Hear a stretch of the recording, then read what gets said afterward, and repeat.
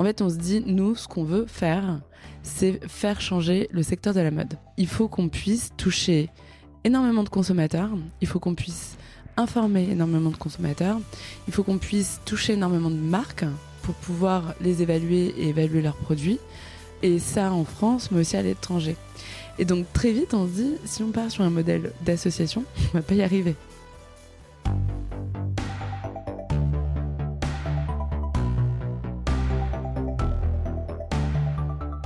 Bonjour, vous êtes sur le point d'écouter un nouvel épisode du Panier, le podcast e-commerce dans lequel on décortique les recettes gagnantes des acteurs du commerce en ligne. Mon objectif est de dénicher avec vous les meilleurs conseils et retours d'expérience pour se lancer et progresser dans la vente en ligne. Acquisition, parcours client, outils, plantage, réussite, apprentissage, on abordera ici tous les sujets sans tabou. Je suis Laurent Kretz, cofondateur de Cosa Vostra, agence de conseil tech et créative.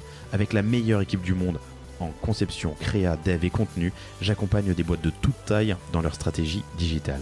Contactez-moi sur lepanier@cosavostra.com, sur LinkedIn ou sur notre site cosavostra.com. Bonne écoute.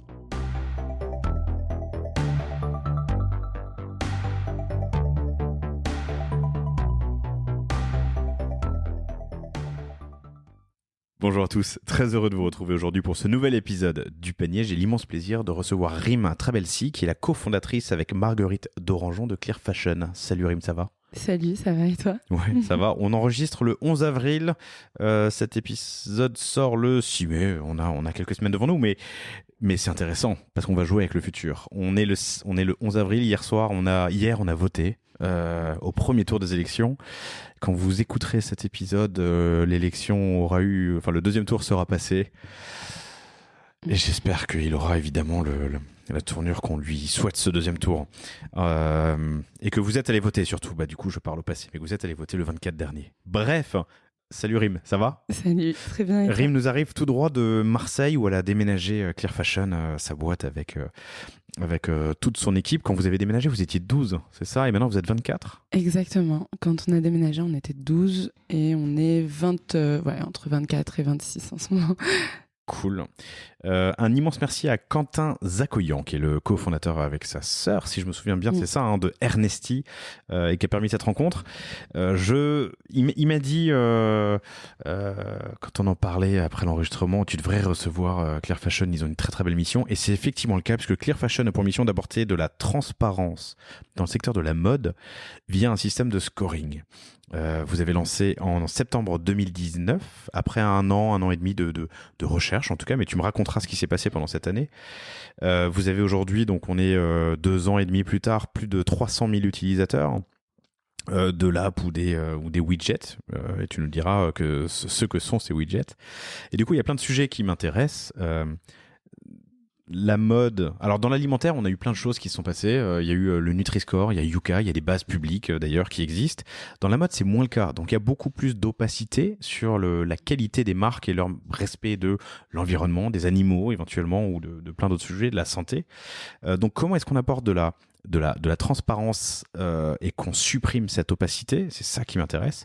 Je veux comprendre comment est-ce qu'on arrive à créer un label et devenir une sorte de référence, un réflexe, tout en gagnant de l'argent, parce que vous êtes une société à but lucratif, en tout cas, il faut survivre.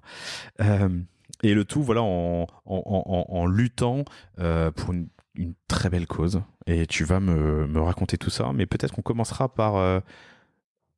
Tu m'as dit ça en préparant l'enregistrement, mais on va le redire quand même. Tu voulais pas entreprendre. Oui.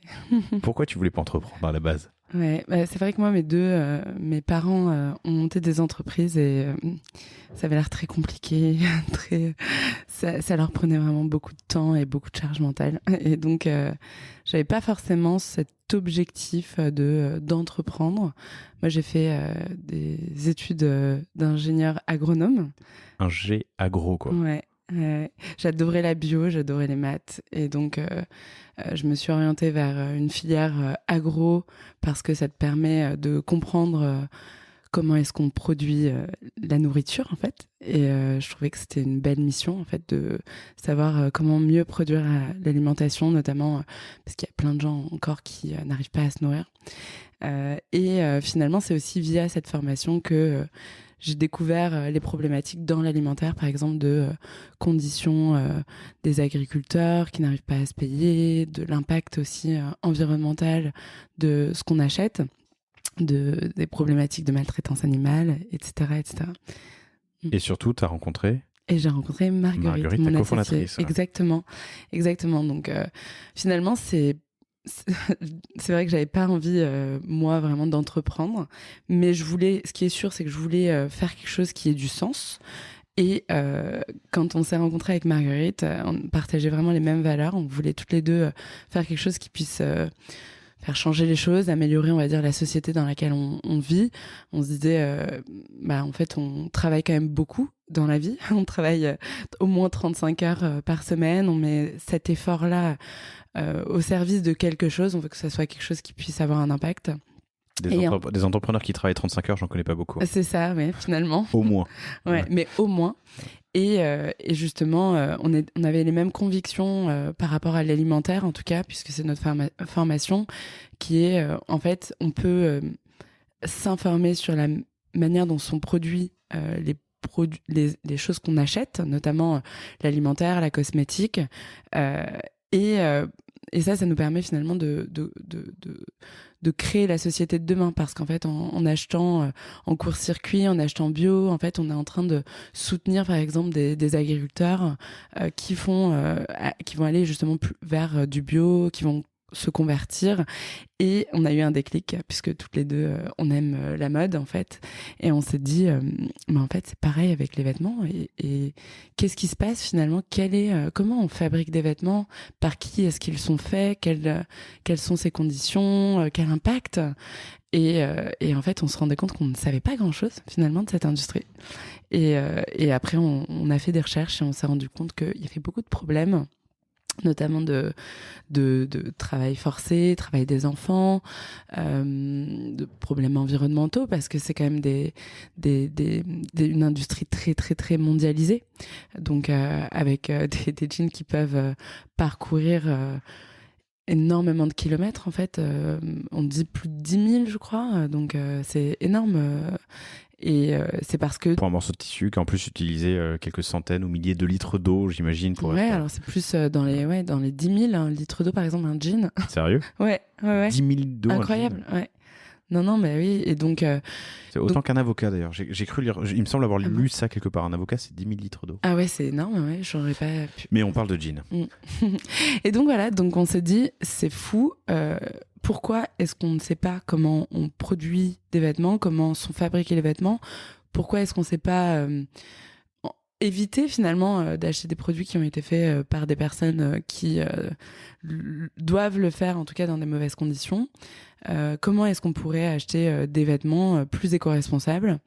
Et il n'y avait pas de solution. Donc là, on est en janvier 2018 ? Début 2018 ? Là, on est étudiante avec Marguerite. Encore, okay. Ouais, on est donc en 2016 et on doit faire un projet d'études pour notre école. Donc, on est à AgroParisTech et on se dit, on lance un projet d'innovation là-dessus. On va essayer de trouver des solutions. Nous, comme on est ingénieurs, au début, on se disait, on va regarder s'il n'y a pas des matières à développer, des techniques, des procédés à développer qui soient plus éco-responsables. Et en fait, plus on regarde les problèmes, plus on se rend compte qu'il y a déjà des solutions existantes. Donc on se dit, c'est pas une question technique, en fait. C'est un problème de valeur ajoutée. Pourquoi est-ce que les marques ne font pas forcément les choix plus éco-responsables ? C'est peut-être parce que c'est pas assez valorisé, ou alors parce qu'il n'y a pas d'obligation. Et donc on se dit, en fait, pour le valoriser, il faudrait qu'il y ait une solution qui permette aux consommateurs de le savoir pour pouvoir valoriser finalement cet effort d'avoir choisi un matériau plus éco-responsable, un procédé plus éco-responsable. Voilà. Et mais donc là, c'est 2016, projet de fin d'études. Et il se passe 2 ans avant que vous vous lanciez sur le sujet. Voilà, donc on fait ce projet de fin d'études. On continue quand même à... Moi, j'ai travaillé dans une boîte de conseil. J'avais eu un CDI donc c'était une boîte de conseil en développement durable. J'accompagne notamment des marques de mode sur des sujets, notamment sur la loi du devoir de vigilance. Donc c'est une nouvelle loi qui qui pousse les marques en tout cas à savoir quels sont les risques sociaux et environnementaux de leur chaîne de production. Donc ça coïncidait vachement bien avec ce que je faisais avant.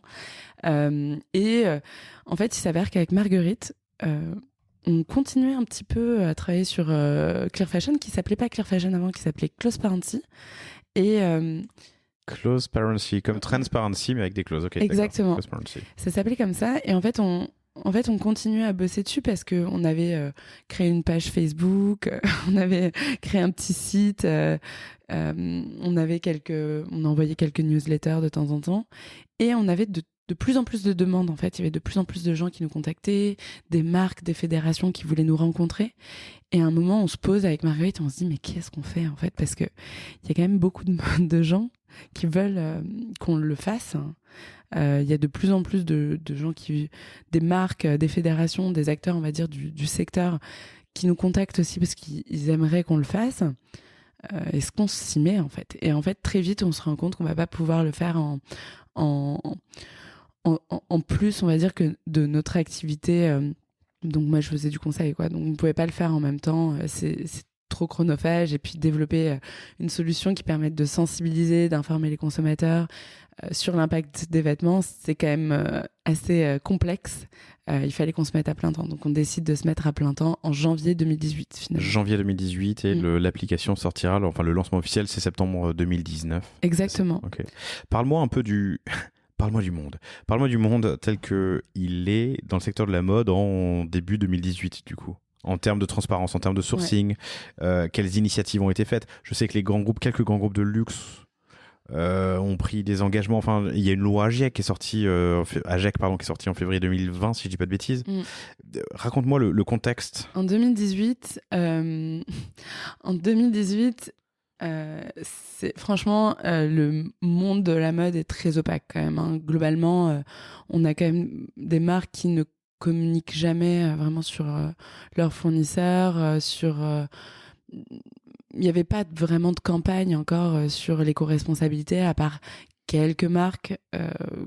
Par exemple, Levi's faisait quelques petites campagnes sur leurs jeans. Il n'y a pas grand-chose qui est fait. En dehors des NVB ou des petites marques comme voilà, les par Fago, contre, les Veja. Il y a un petit marché de niche qu'on appelle d'ailleurs à ce moment-là la mode éthique. Et ce marché, en fait, il y a de plus en plus de marques qui se positionnent, qui ont un vrai ADN éco-responsable et qui essayent de fabriquer des vêtements de manière éco-responsable. Mais on voit que en fait, ça évolue pas, quoi. C'est-à-dire que ça reste un petit marché. Les consommateurs les connaissent pas vraiment. Ils ont pas les mêmes budgets que les grosses marques, etc. Et nous, Et c'est plus facile j'imagine, enfin, pardon, je te coupe, mais de partir de zéro que de réinventer. Je pense notamment à la filière cuir, Maro de grands groupes de luxe qui se pratiquent depuis des centaines d'années avec des méthodes qui sont pas du tout adaptées au XXIe siècle et à notre approche de l'environnement. Se réinventer est, à mon avis, plus difficile que d'aller chercher du caoutchouc au Brésil pour lancer ta marque de chaussures. Ouais, c'est clair, bien sûr. Bah oui, bien sûr, parce que du coup, tu crées même ton modèle économique en fonction de ça. Aujourd'hui, je pense qu'il y a vraiment des marques qui n'ont pas un modèle économique qui est adapté, on va dire, à une mode responsable. Je pense qu'il y a certaines marques qui pourraient pas, en fait, être responsables et continuer leur business tel qu'il est aujourd'hui. Oui. Et donc, pas de label? Alors ouais, il n'y a pas de label. Honnêtement, voilà, il y a pas que des scandales en fait. Ouais, il y a pas grand-chose. Il y a quelques marques qui communiquent, mais tout le monde se dit c'est du greenwashing. Il y a quelques marques des petits créateurs, quelques marques fortes comme Veja justement, Veja Fago qui se positionne sur la responsabilité et ces créateurs de mode éthique qui ont quand même du mal, on va dire, à toucher le grand nombre en fait. D'un autre côté, d'un point de vue de la réglementation, il y a une loi qui est en fait la loi Grenelle qui était liée en fait à Sarkozy. C'était c'était en 2011 qui déjà en 2011 donne comme directive, on va afficher l'impact environnemental sur les vêtements demain. C'est un peu ça. Sauf que donc, ça n'avance pas. Il n'y a pas grand-chose qui se passe finalement. Il y a quand même une base de données qui permet d'évaluer l'impact des vêtements.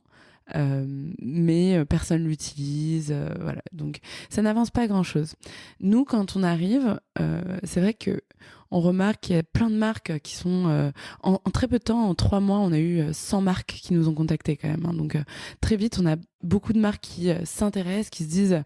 en fait, je pense qu'ils cherchent à se positionner. Est-ce que ça va être un allié pour nous ou est-ce que ça va être plutôt un ennemi? Je pense que c'est vraiment ça hein, au début. Yuka commence un petit peu...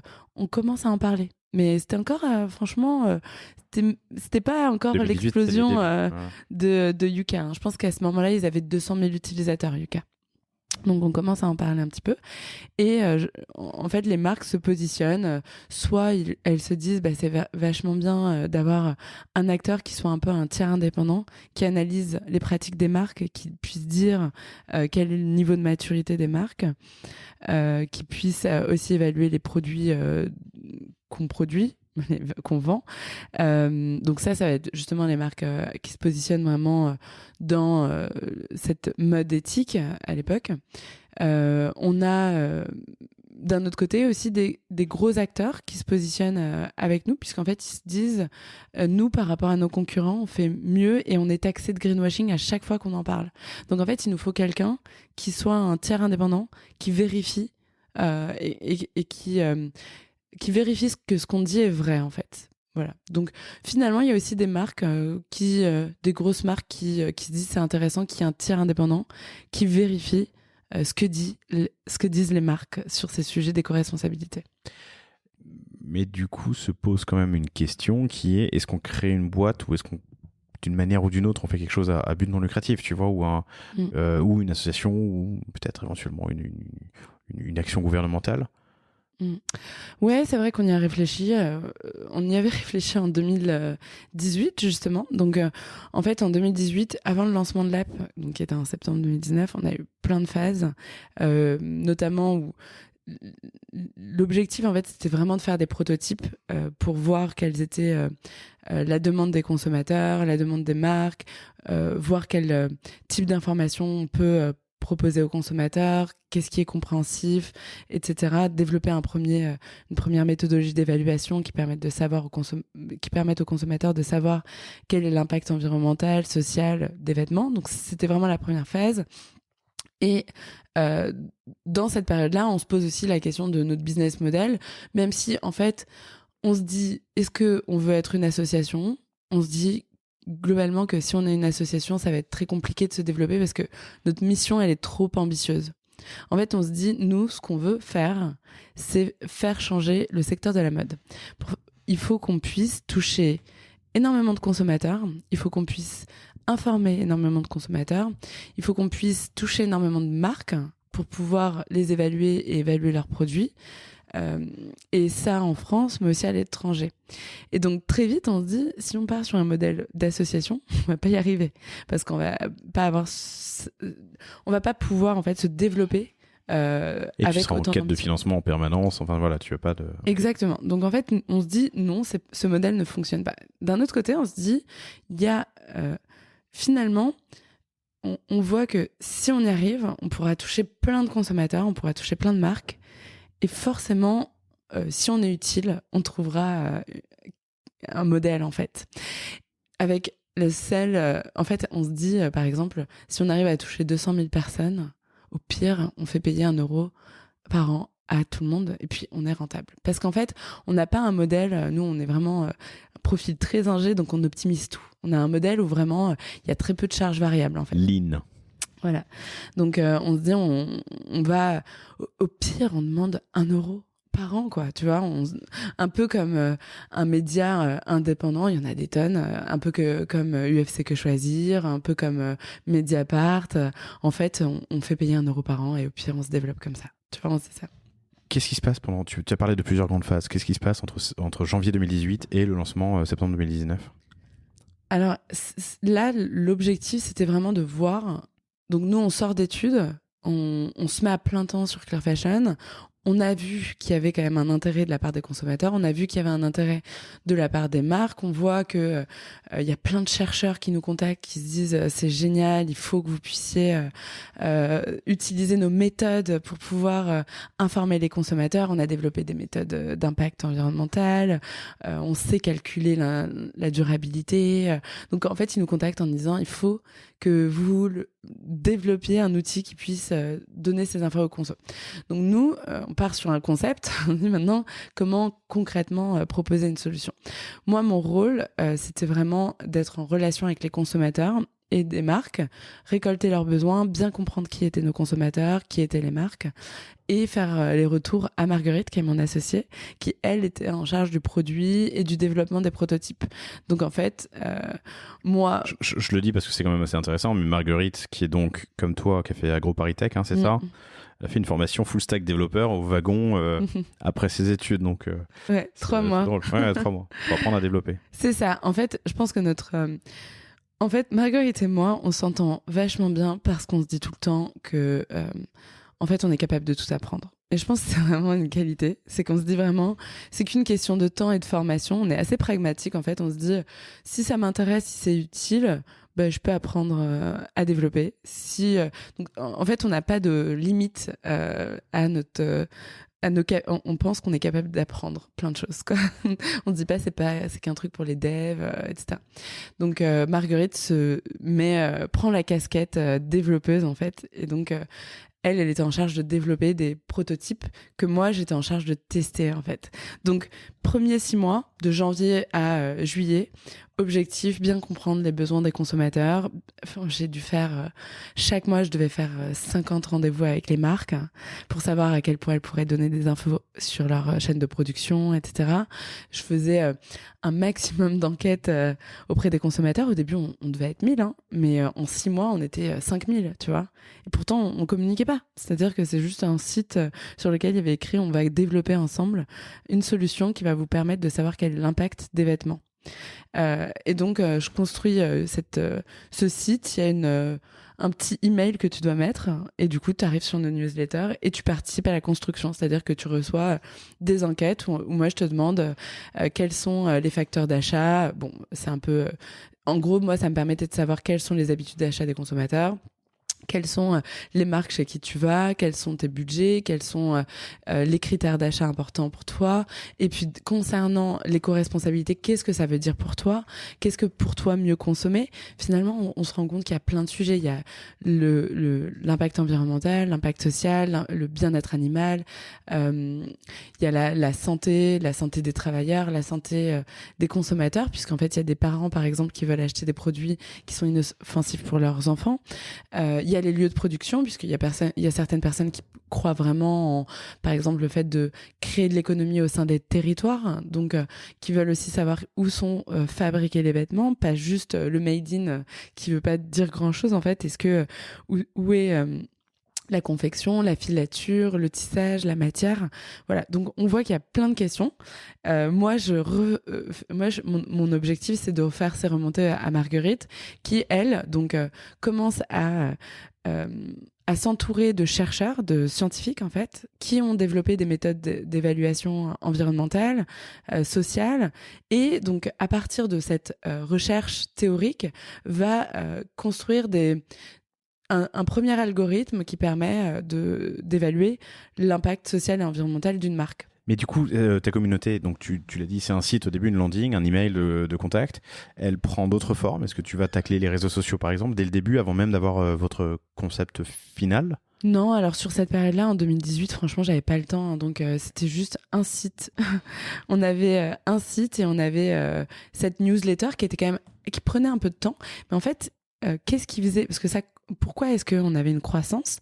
Parce qu'en fait, de temps en temps, on faisait des enquêtes. Par exemple, on faisait des enquêtes sur les demandes des consommateurs. Par email.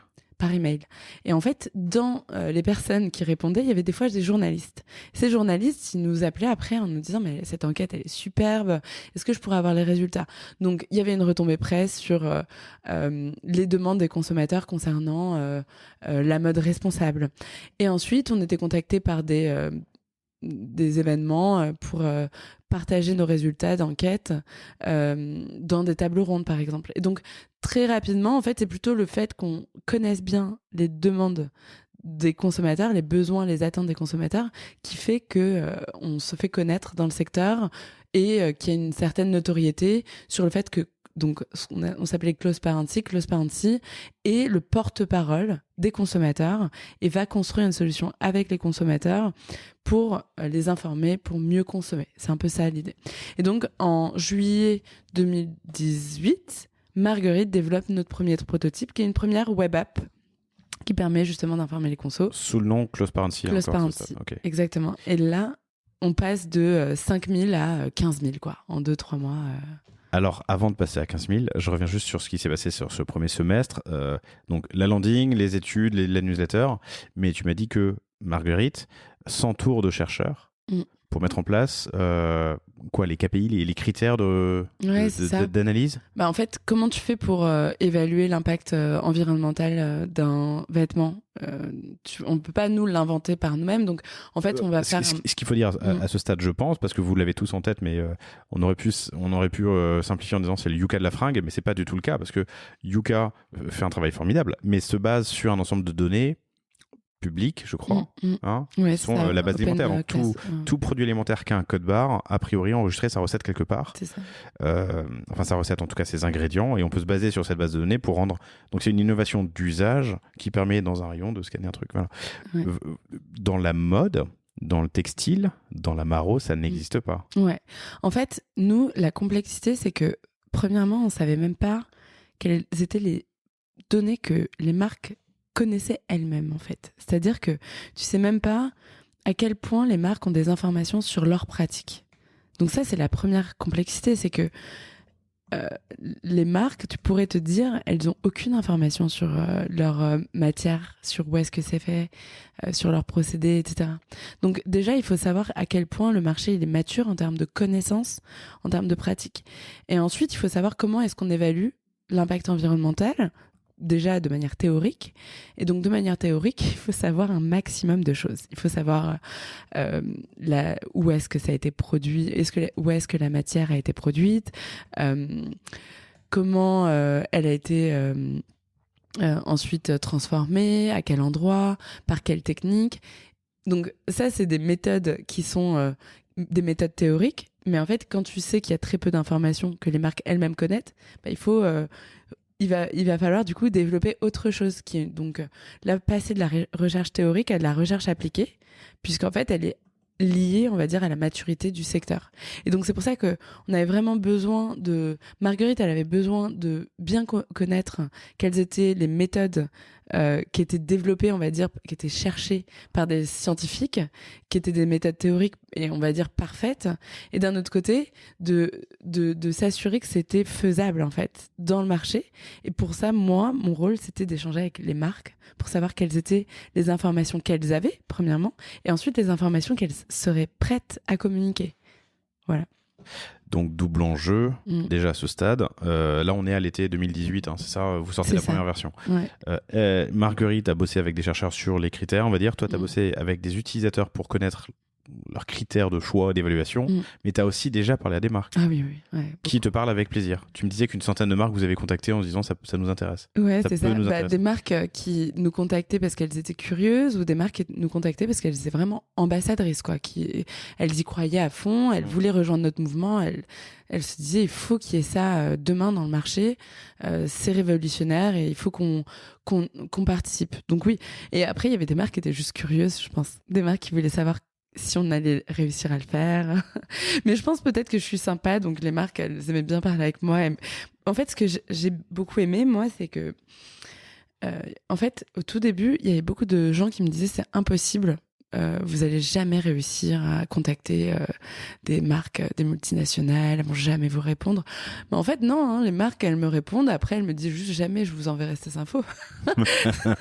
Mais du coup, c'est une information intéressante parce que moi, après, je peux en parler avec elles. Je peux dire mais pourquoi? Qu'est-ce qui ferait que non. Et je me rappelle, il y avait une marque qui m'avait dit moi, les deux choses qui feraient que je vous donnerais des infos, c'est s'il y a une loi Et deuxième chose, c'est si les consommateurs me poussent tellement fort que je suis obligée de le faire. Je me dis, mais c'est ça qu'il faut faire. C'est ça, en fait, il faut qu'on porte la voix des consommateurs, tout ce qu'on a commencé à faire déjà avec cette communauté qui va co-construire cette application. En fait, on va continuer. C'est-à-dire que dans l'app, on va chiffrer la demande des consommateurs et on va la transmettre aux marques pour leur dire chaque mois, il y a tant de consommateurs qui demandent des informations. Et tu vois, et finalement, c'était ça. Donc la corneriser un peu, potentiellement. Comment ? Pas la corneriser, la forcer à répondre, quoi. Bah, c'est-à-dire que c'est en fait, lui donner une des marque. Arguments pour. Ouais. C'est ça, une marque, elle est censée produire une offre qui réponde aux attentes des consommateurs. Et donc, les attentes des consommateurs, si c'est aussi d'en savoir plus sur les lieux de production, elle est censée y répondre. C'est le rôle d'une entreprise, en fait. Donc, s'il y a de la demande client, elle est censée normalement y répondre. Donc, c'est ça qui est intéressant, c'est qu'on a vraiment... En fait, on a bien... on a fonctionné avec le modèle tel qu'il est, on va dire, du marché, l'offre et la demande. Et en fait, on va utiliser finalement les signaux des consommateurs, donc de la demande, pour faire évoluer l'offre. En fait, c'est un peu ça l'idée. Vous lancez cette première version, vous passez de 5 000 à 15 000 utilisateurs. C'est ça, en 2 mois, je pense, 2-3 mois. Mais il se passe encore presque un an avant voilà, et donc, le lancement. À ce moment-là, donc on n'était que 2 avec Marguerite. Et donc, on commence à avoir ces chiffres et c'est là qu'on se dit, bon, ok, il va falloir qu'on accélère et on se rend compte de tout ce qu'il va falloir qu'on fasse. Vous étiez à Paris encore à ce moment-là? On était à Paris. On était incubé chez Make Sense à ce moment-là. Ok. Tu peux nous présenter Make Sense en 2 mots? Make Sense, c'est un incubateur qui est spécialisé dans l'impact. Donc, eux, ils accompagnent des jeunes entrepreneurs qui veulent créer des sociétés, mais aussi des associations pour faire changer le monde.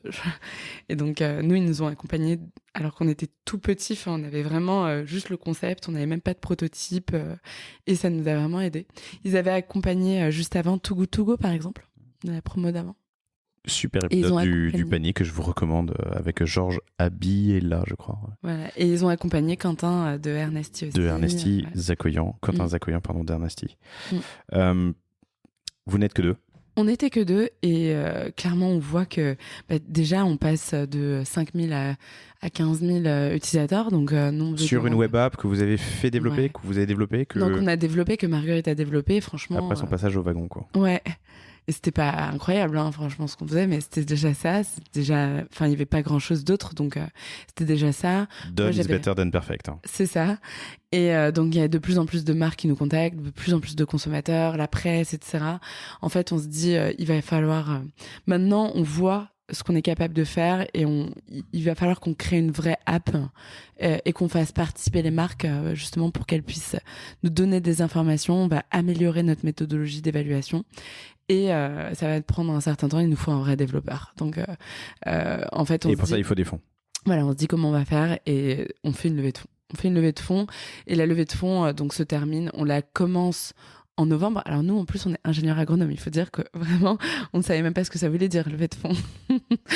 Donc déjà, il y a 1 mois d'apprentissage de qu'est-ce que ça veut dire. Et en fait, on contacte plein de gens pour voir si on peut les avoir comme investisseurs. En fait, on se dit qui sont les personnes qu'on aimerait avoir à nos côtés.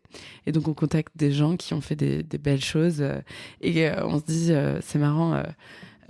on pourra bénéficier de leur expérience. On voulait surtout pas qu'il y ait des marques de mode parce qu'on voulait pas qu'il y ait de conflit d'intérêts. Et on se dit voilà, quelles sont les personnes qui nous font rêver en fait, tu vois, on serait tellement content d'avoir un peu de leurs conseils en plus de la partie financière, pas que la partie financière. Et donc on termine notre levée de fonds en mars 2019. Et donc c'est là qu'on construit l'équipe et 6 mois après on a lancé l'app Clear Fashion. Donc il y a eu une mise en pause finalement avec pendant 6 mois, on va dire que en effet l'application elle évoluait pas beaucoup, mais finalement les gens en parlaient. Il y avait de plus en plus de marques qui nous contactaient. C'est-à-dire que de manière organique, il y avait quand même des choses qui se faisaient, quoi. J'en parlais récemment avec le cofondateur de Unbottled, je sais pas si ça te parle. Je connais pas. C'est des produits.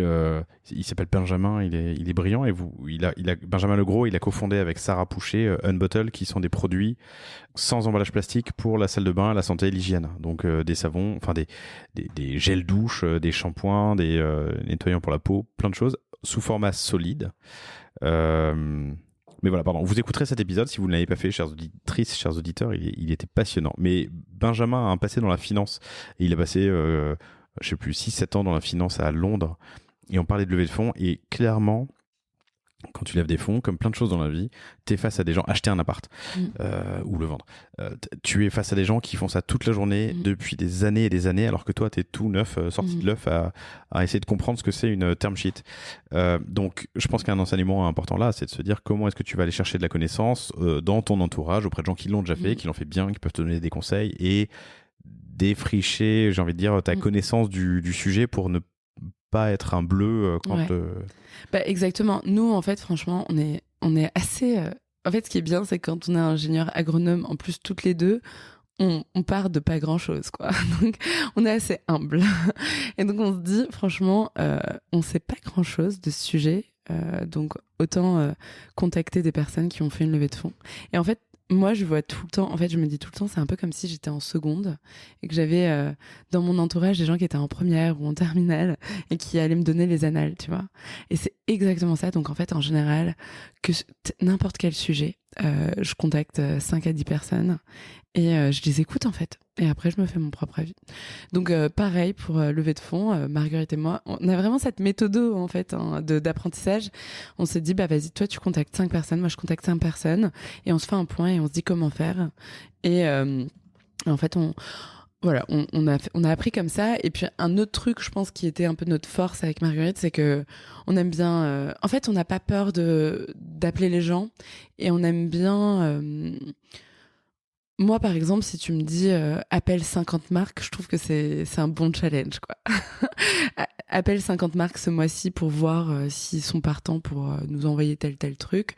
Bah, pourquoi pas? Enfin, je veux dire, je te prends juste 15 minutes de ton temps. Je pense que c'est faisable, quoi. Et en fait, franchement, c'est étonnant comme les gens sont partants pour discuter, quoi. Et surtout quand au début, t'as pas encore... Tu vois, aujourd'hui, on a développé l'app et ça, il y a un petit peu plus d'enjeux. Donc, je pense que certaines marques... Ou de légitimité. Oui, peut-être. Mais qui va dans le bon sens. Ouais, soit c'est mieux... Enfin, je sais pas, oui. Peut-être que... Il peut y avoir le « Ah, vous êtes Claire Fashion, je vous parle ». Ou Ouais. alors, il peut y avoir l'inverse, t'as raison. Exactement. Ah, vous êtes Claire Fashion, no go, quoi. C'est ça. En fait, t'as déjà une perception. C'est-à-dire, soit t'as une perception dans la tête des marques qui est positive, soit négative. Alors qu'au début, tu dis juste, bah, moi, en fait, je veux juste savoir quel est votre avis. Donc, je veux juste vous écouter, tu vois. Et en fait, c'est comme ça qu'on a pas mal avancé, en fait. Tu vois, des fois, je pense que c'est ça. Je faisais des fois je me disais, ce mois-ci, je contacte 50 marques. Ce mois-ci, on contacte 50 business angels pour voir aussi, tu vois. Et donc, c'est comme ça qu'on avançait. Cool. Vous closez la levée au premier trimestre 2018. Vous passez quelques mois à développer l'app et vous lancez en septembre. Depuis, accélération rapide, fast forward, vous avez plus de 300 000 utilisateurs, il y a 150 000 affichages des widgets, mais tu vas nous en parler par mois. Moi, j'aimerais comprendre comment vous êtes arrivé là. Il y a la loi AGEC aussi qui est tombée. Pardon. Il y a la loi AGEC, je vais prononcer correctement, articulée. Il y a la loi AGEC qui est passée entre-temps, en février 2020. Raconte-moi Et vous venez d'ailleurs de closer une levée de 3 millions d'euros. Ouais. Ouais, 2,8 millions en 2008. En dernier, ouais. Alors oui, donc on lance l'application mobile qui est notre première solution pour informer les consommateurs. Alors en fait, c'est déjà le modèle que vous avez aujourd'hui de l'app. Oui, ça n'a pas changé grand-chose. Hein. En fait, c'est-à-dire que pendant toute la phase de prototypage, on est vraiment convaincus chez Claire Fashion, enfin en tout cas avec Marguerite, que il faut identifier dans le parcours client d'un consommateur quel est l'endroit où tu as le plus besoin d'infos. Et on se dit, en fait, c'est pendant l'achat que tu as besoin de plus d'informations, où c'est plus crucial. C'est-à-dire quand tu es devant un jean, typiquement là, tu aimerais bien avoir cette information qui soit étiquetée, par exemple. On se dit aussi, c'est quand tu découvres une nouvelle marque, ou c'est quand tu veux acheter un jean, que là, tu aimerais bien savoir quels sont les produits les plus éco-responsables. Ou alors, c'est quand il y a une marque qui fait une pub, une campagne où voilà, ils disent We act for change. Et là, tu as envie de savoir est-ce que c'est vrai. Voilà, est-ce que c'est vrai. Donc en fait, on identifie un peu tous les points où il y a besoin d'informations et on se dit l'application, c'est notre première solution qui va répondre déjà à des usages. Typiquement, qui va répondre à je découvre une nouvelle marque, j'ai ma marque préférée, quelle est finalement son éco-responsabilité, quel est son niveau d'engagement, où sont ses lieux de production, etc. Et qui répond à je veux acheter un jean, quelles sont les marques qui font des jeans responsables. Donc on lance l'app, il y avait ces 3 fonctionnalités globalement en fait. Donc ça nous... Avec des données qui proviennent d'où? Parce que c'est ça ton enjeu. Ouais, alors nous, Juste, pardon, pour donner un peu de contexte, vous avez presque 500 marques à date et une bonne moitié qui a 60% qui a répondu, quoi. Ouais, c'est ça. Donc au début, d'où viennent les données? Alors au début, en fait, on se dit, on sait, grâce à notre prototype, on sait quelles sont les marques qui sont les plus recherchées par nos consommateurs. Donc on se dit, pour ces marques-là, plus elles sont recherchées, plus nous, on s'engage en fait à évaluer les marques qui sont les plus recherchées, sachant qu'on peut en évaluer à peu près 25 par mois. Donc on se dit, quelle que soit sa participation, qu'elle le veuille ou non finalement, les marques recherchées, les plus recherchées seront évaluées par Clear Fashion. Et nous, on fait un travail d'investigation. On va aller regarder leur site, on va contacter des ONG, on va lire un certain nombre de documents, les codes de conduite, les contrats, etc., pour savoir quelles sont les pratiques de ces marques. Et au moins, ça nous donne une évaluation sur l'éco-responsabilité de la marque. En même temps, comme on se dit, on veut pas être on veut pas que ce soit agressif, Clear Fashion, on veut être assez bienveillant. On contacte la marque au moins un mois avant qu'elle soit référencée pour lui permettre d'ajouter des informations. Parce que peut-être qu'elle n'a pas tout communiqué. Gratuitement.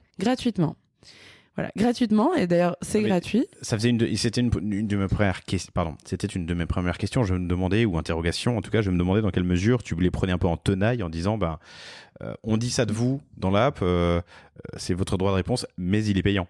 Ce qui était le business model de je sais plus quel site d'avis. Alors c'est pas TripAdvisor, mais un truc dans le genre où tu dis putain, c'est quand même, tu vois, c'est abusé, c'est prendre en otage ta marque. Ouais. Non, mais en plus je pense que ce serait pas légal de faire ça. En fait, je pense que là, tu te fais attaquer. C'est quand même hyper... Chers auditeurs, chères auditrices, répondez à l'email ou contactez-moi sur LinkedIn pour me dire si c'est légal ou non, ça m'intéresse. Ouais. Si c'est chez toi, tu dis ce que tu veux. Si c'est de la donnée... en tout cas, je pense que ça peut être... Donc, vous leur donnez un droit de réponse? Non, nous, en fait, en plus, vraiment, on les référence pas.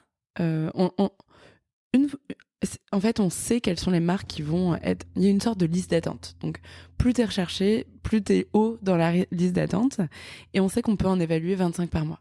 Donc, les 25 du mois là, on sait qu'on va commencer à faire l'investigation. Et on sait qu'en telle date, par exemple, là, dans un mois, donc on va dire fin juin, on sait quelle est la liste des marques qui vont être référencées coûte que coûte, en fait, qu'elles le veuillent ou pas.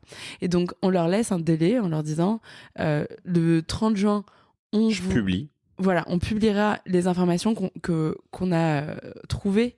Et voilà le document où on met toutes les informations qu'on a trouvées. Donc, toutes les pratiques qu'on a récoltées sur votre marque, toute notre investigation, on vous l'envoie. Voilà ce qu'on a retrouvé sur vous.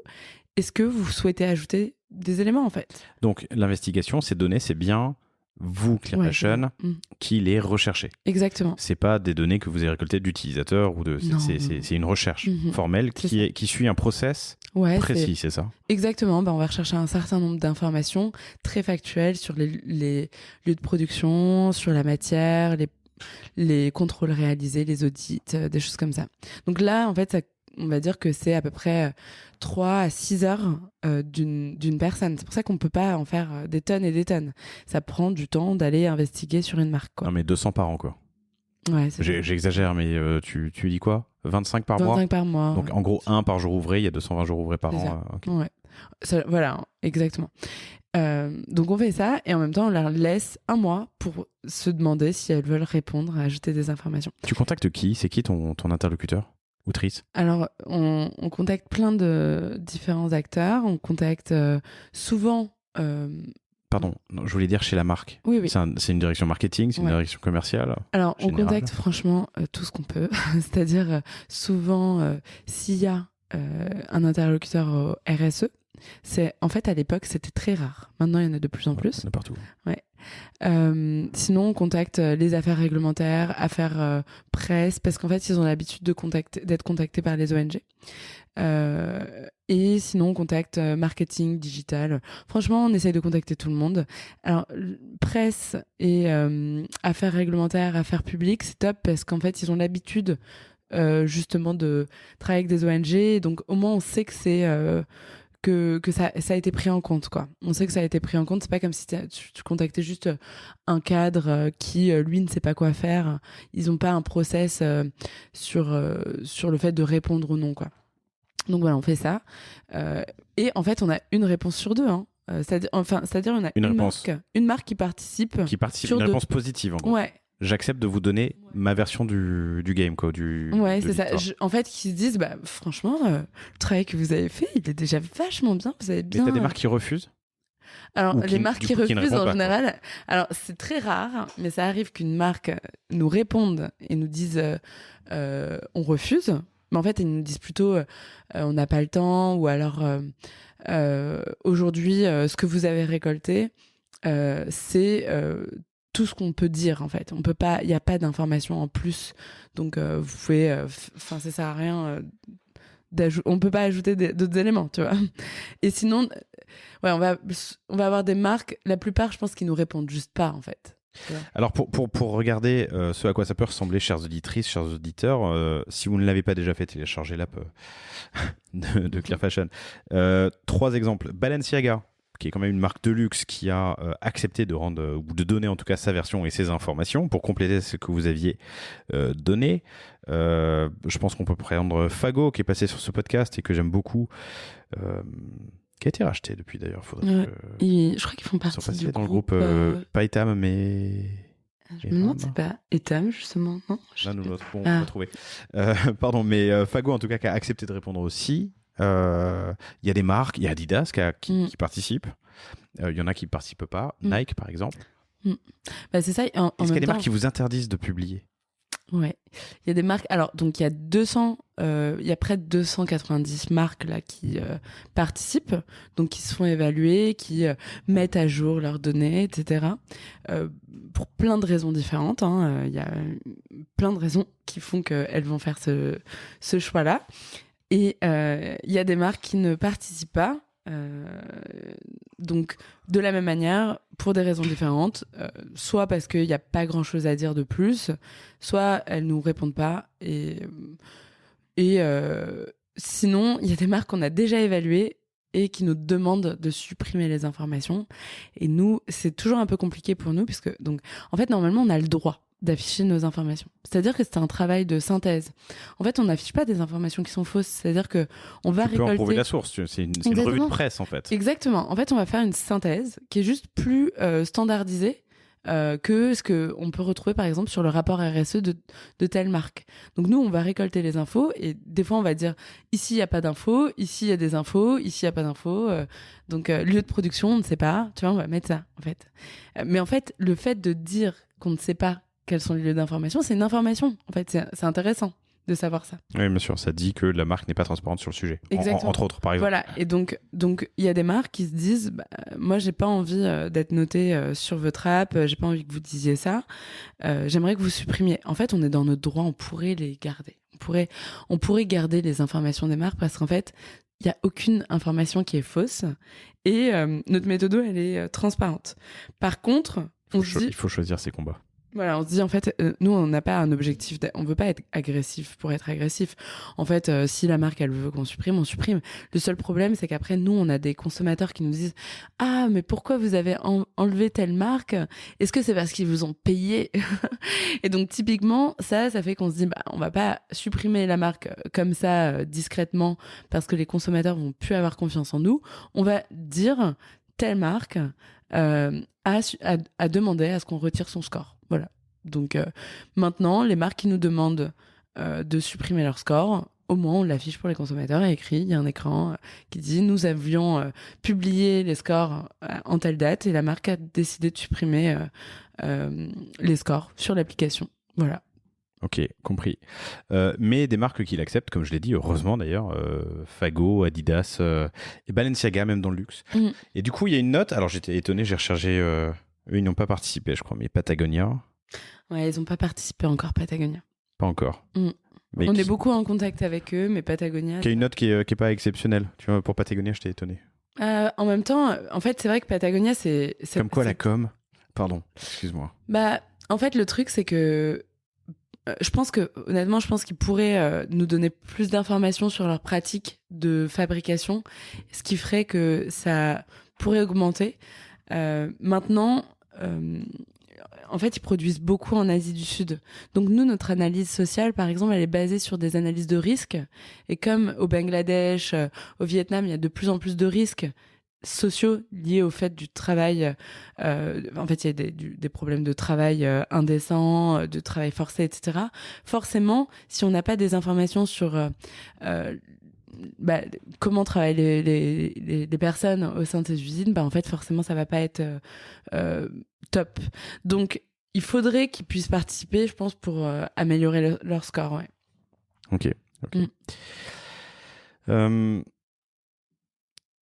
Quel est le modèle de Clear Fashion? Du coup, tu m'as dit que c'est gratuit pour les utilisateurs, c'est gratuit pour les marques. Comment est-ce que vous gagnez de l'argent? Ou comment est-ce que vous comptez un jour, je sais pas si c'est déjà le cas, mais gagner de l'argent? Ouais, alors nous, notre mission, c'est d'informer les consommateurs pour leur permettre justement de faire des choix plus éclairés.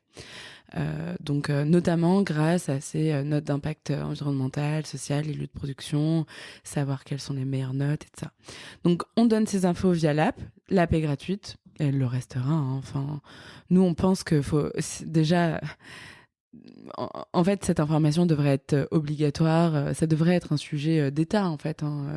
Nous, on a créé cette entreprise, mais moi, je pense vraiment que c'est un sujet que devrait reprendre le gouvernement, tu vois. Ensuite, les marques, pour des questions d'indépendance, on a fait le choix qu'elles ne payent pas leur évaluation. Pourquoi? Parce que ça nous permet de les évaluer de manière standard. Et surtout, en fait, la contrepartie, c'est que en fait, on fait pas une évaluation. C'est-à-dire que c'est plutôt de la transparence. On les évalue et la contrepartie du fait que c'est gratuit, c'est qu'elles soient évaluées comme toutes les autres marques, qu'elles n'aient pas le droit de nous dire moi je veux que ce soit tel ou tel affichage, je veux que vous supprimiez tel critère ou je ne sais quoi. Et en plus de ça, elles découvrent les informations en même temps que les consommateurs. Elles n'ont pas de droit de regard. Et ça, c'est parce que c'est gratuit en fait. Et tout le monde est... En fait, si on l'avait rendu payant, il y aurait eu de la négociation. Et puis tu crées un billet. Voilà. Donc, en fait, nous, on veut pas avoir de conflit d'intérêts, on veut que ce soit standard, etc. Par contre, donc, si les marques souhaitent afficher les notes d'impact social, environnemental sur leurs produits, notamment sur leur propre site ou sur leurs vêtements, ça, c'est payant. Et donc, ce qu'on vend, en fait, c'est simplement une licence, c'est un droit d'utilisation. C'est tout comme, par exemple, si vous travaillez avec des graphistes, ils vont vous faire payer donc le graphisme opérationnel et ils vont vous faire payer un droit soit de cession ou une location d'une licence en fait. Nous c'est la même chose. Donc en fait on leur donne le droit d'utiliser nos données, nos affichages, voilà, des choses comme ça. La loi AGEC est tombée entre-temps. Ouais. Comment est-ce qu'elle a impacté votre développement? Alors, en fait, la loi AGEC, c'est la suite de la loi Grenelle 2, donc, qui était sous Sarkozy en 2011. Ouais. C'est aussi la suite de la loi économie circulaire de Brune-Poirson. C'est une loi qui va plus loin. Justement, nous, on a beaucoup été En fait, on est le seul acteur aujourd'hui dans le secteur de la mode à évaluer l'impact des vêtements. Donc, on a beaucoup été contactés par les députés pour justement les aider à construire des amendements. Et on prouve justement que c'est possible d'évaluer l'impact des vêtements. Il y a un intérêt de la part des consommateurs, que le marché commence à être de plus en plus mature. Et donc, cette loi, en fait, elle tombe... je pense qu'on a participé, en fait, au fait qu'elle ait pu être plus exigeante, certainement aussi, puisque on montre, on prouve que c'est possible. Donc nous, on est très contents.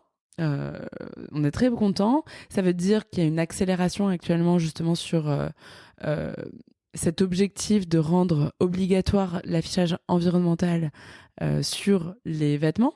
Et c'est ajouté grâce à la loi économie circulaire, mais c'est aussi donc dans la loi AGEC, l'affichage de l'impact social. Avant, c'était que l'affichage environnemental. Donc ça, il y a une accélération actuellement. Donc peut-être que d'ici à 2023, c'est possible que les marques soient obligées d'afficher l'impact environnemental de leurs vêtements. Tout ce qui compte, c'est que toi, Clear Fashion, tu sois au bon endroit à ce moment-là, ou en tout cas que tu puisses être considéré. Oui. Je pense que le Nutri-Score est apparu après Yuka, si je dis pas de bêtises, ou en tout cas, t'es généralisé sur l'affichage des... Tu vois, comment est-ce que tu deviens... Ouais. Bon, mais dans l'absolu, ouais. ton endgame, ton objectif final, ta North Star, ton étoile du Sud, la North Star, non, l'étoile du Nord, justement, je sais pas, ton étoile du berger, bref, c'est qu'on consomme mieux et qu'on soit mieux informé. Donc, quel que soit le label... Non, oui, c'est ça. En fait, en réalité, nous, on participe aux travaux de l'affichage environnemental. On est vraiment... déjà, on participe aux travaux de l'affichage environnemental. On contribue à la connaissance sur l'affichage social pour qu'il y en ait un. Donc nous, on a tout intérêt à ce que demain, il y ait une obligation sur ces affichages pour que en fait, les marques soient obligées d'étiqueter. Même si demain, il y a un affichage obligatoire, en fait, notre plus-value, c'est le fait d'afficher de manière digitale, de manière... En fait, c'est pas juste une note de A à E qui est affichée. Nous, on peut donner plus d'informations aux consommateurs via notre application mobile, par exemple. Nos widgets, par exemple, on peut avoir aussi des informations supplémentaires sur les pratiques de la marque, etc. Ce que tu n'as pas forcément quand c'est affiché comme, par exemple, sur l'électroménager, il y a écrit A++, par exemple. Je sais pas trop ce que ça veut dire, quoi. Nous, on pense que dans le marché... du textile, de toute façon, si tu as un produit, par exemple, où il y a écrit A, mais il est fait au Bangladesh, bah, tu sais pas, en fait, si c'est un produit éco-responsable, tu vois. Donc, tu as besoin d'avoir plus d'informations. Tu as besoin d'avoir des informations sur les lieux de production. Tu as besoin de pouvoir chercher, en fait. Et nous, 90% des consommateurs qui regardent une note, ils vont cliquer sur les éléments en plus. Alors ça dépend, tu vois, ils vont cliquer sur ce qui est bien noté, des fois sur ce qui est mal noté, etc.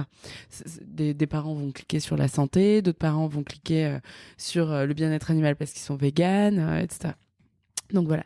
Donc on se positionne pas en concurrence, au contraire. Là, on travaille avec eux, avec le gouvernement. Et demain, l'affichage environnemental, qu'importe le choix qui sera fait, on intégrera ça dans nos méthodologies. Mais nous, c'est un sujet parmi tant d'autres. C'est-à-dire que on a l'impact environnemental, mais on a aussi les autres critères, quoi. Alors tout cela est passionnant et surtout, j'aime l'impact. Les questions que j'ai, j'aimerais que tu me parles du persona. 2, j'aimerais que tu me parles de comment tu passes de 15 000 en l'été 2018, je crois, à 300 000 utilisateurs. Et 3, d'international. Commençons juste par le persona pour savoir un peu qui est l'utilisateur de l'app. Alors aujourd'hui, nos utilisateurs, majoritairement, donc ça représente, on va dire, 70% des utilisateurs, ils ont entre 16 ans et 34 ans.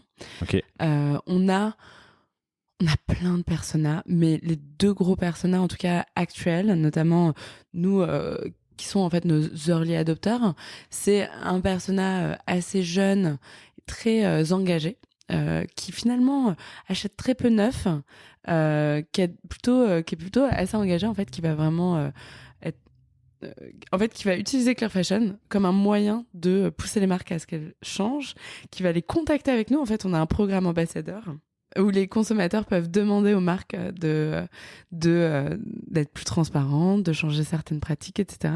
Donc, c'est des personnes qui vont utiliser l'app comme un moyen justement de faire changer les choses, comme aussi un outil de sensibilisation de leurs amis, de leur famille, et quand ils leur proposent d'aller faire des sessions shopping, tu vois, et qui vont participer à notre programme ambassadeur, et donc qui vont avoir un impact tant avec nous, en fait, qui vont avoir un impact pour sensibiliser davantage de personnes et aussi pour toucher de plus en plus de marques. Donc, ça veut dire que d'un point de vue startup langage, ça nous permet d'avoir du référal et ça nous permet d'avoir de l'acquisition B2B, en fait.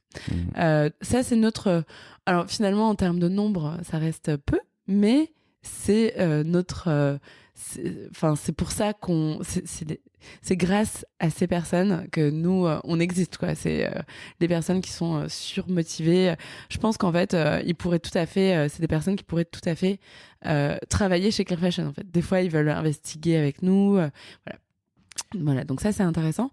Et ensuite, l'autre persona qui est plus grand en nombre, c'est les utilisateurs de Yuka.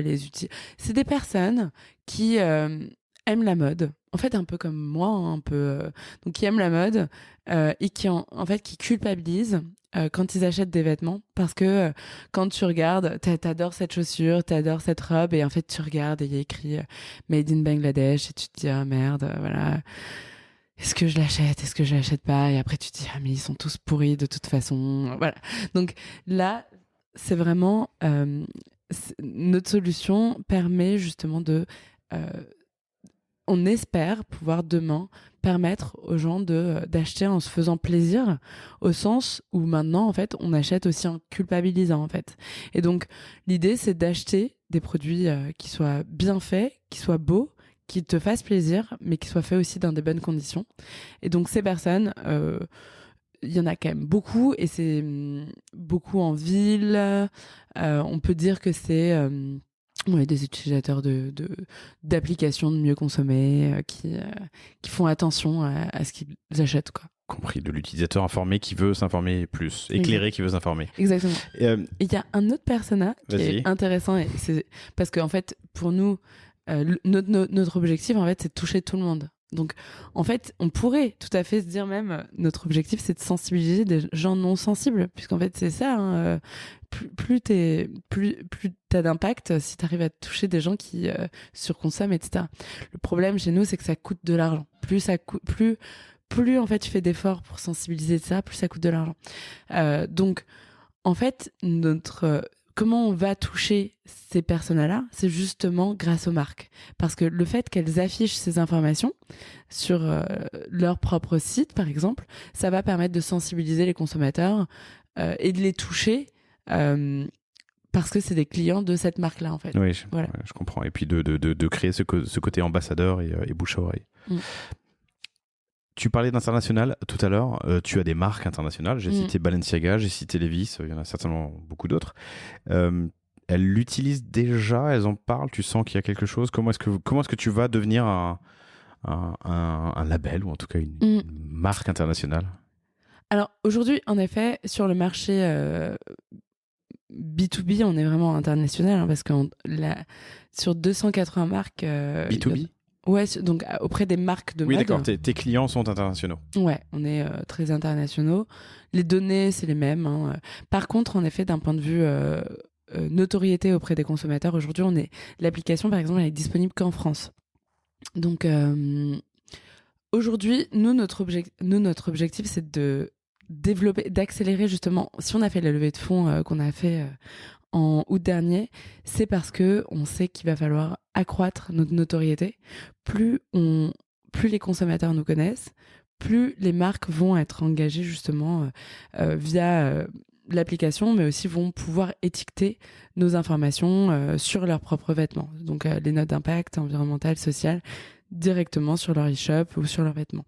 Donc nous, nos gros challenges là, c'est de faire connaître l'application, de faire connaître nos Clear Fashion Score, mais un peu de la même manière que tu vois, le Nutri-Score l'a fait. Donc via à la fois nous, nos propres campagnes et nos outils de communication chez Clear Fashion, mais aussi via le fait que les marques l'affichent, en fait. Ouais, bien sûr. Donc c'est ça, en fait, c'est vraiment deux leviers. C'est notre communication à nous, via où on va chercher à toucher nos early adopters. On va leur proposer des actions pour créer du bouche à oreille, pour faire parler de Clear Fashion.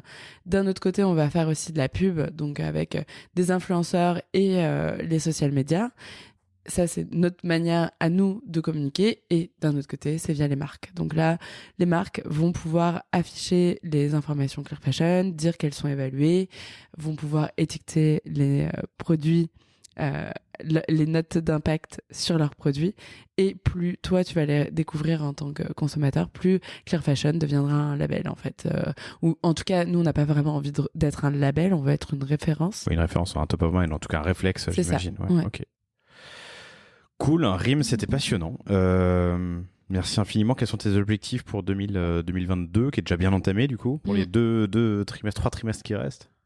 Alors, notre objectif, ça reste d'accroître notre notoriété. Donc, peut-être une ambition en termes de chiffres, de KPI, chiffres, d'utilisateurs et de marques.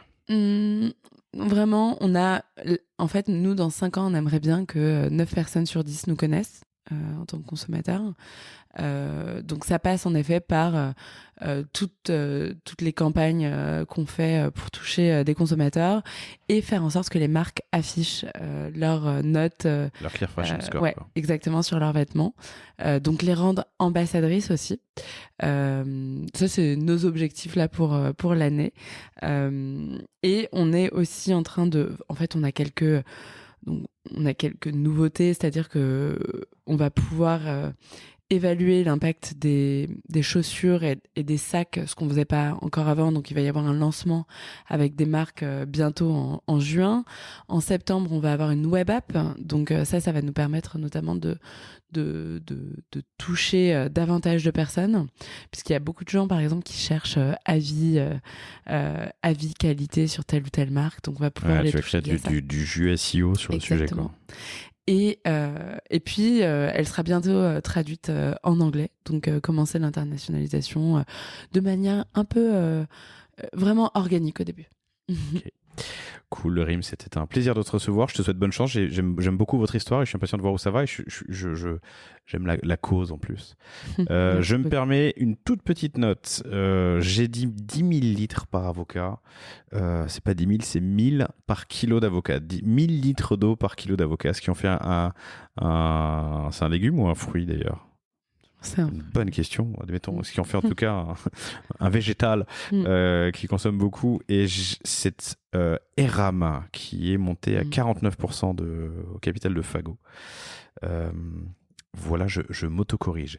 Dernière note, n'oubliez pas de vous inscrire à la newsletter. Vous pouvez le faire sur lepanier.io où j'envoie chaque semaine tous les épisodes qui sont sortis ainsi que quelques news quand il y en a qui sont qui méritent d'être partagés.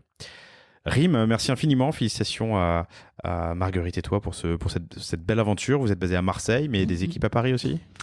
On a quelques personnes à Paris, mais Mais le gros de l'équipe est à Marseille. Ouais, tout le monde est à Marseille. Franchement, bon, tout le monde est on te contacte sur LinkedIn. Vous cherchez Rim Trabelsi, Trabelsi, pardon, et vous trouverez Rim.